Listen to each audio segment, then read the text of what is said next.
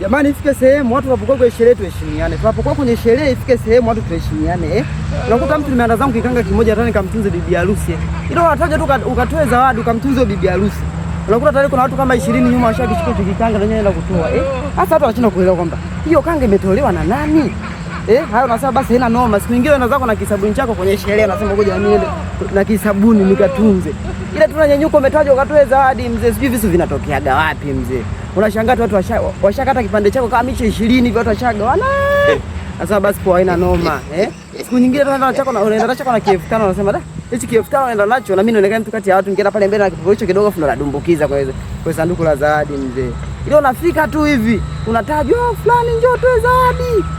Kuna wao wanajua kutia huruma kwenye sherehe, utasikia mwanangu sina chochote mwanangu nifusia hata jelo na mimi nikatoe na mimi naonekana mtu kati ya wa. Sasa basi poina no. Ile hapa tu 5000 wakaichange mzee. Kuna watu kama 10 washagawana jelo. Wote magombaniana 5000 nenda pale matoa. Hasa mwisho wa siku sherehe inaisha. Ikishaisha sherehe unajua leo tumepata zawadi mzee. Kumbe kuna box ya zawadi mzee. Kuna sabuni pande vile udogo kama kupigia nyeto, kuna vijelo kama checha ya makonda gongo la mboto Alafu tena kuna kanga ambayo imeandikwa sherehe kubwa kuliko zote ni msiba. Hii ni trailer tu. Mnatuchanganya jamani. Alafu watu ambao hawanaga zawadi kwenye sherehe wanajua kucheza. Watu ambao hawanaga zawadi kwenye sherehe wanacheza, yani wanajua kucheza. Yaani kana mtu ambaye kwenye sherehe upo anacheza sana. Au jua tu zawadi hana. Huyo zawadi hana na huenda hata nauli hana. Kanae mbali kabisa huyo. Kwa hiyo watu wanajua kuna zawadi, kumbe hamna chochote. Jamani, mtu heshimiane.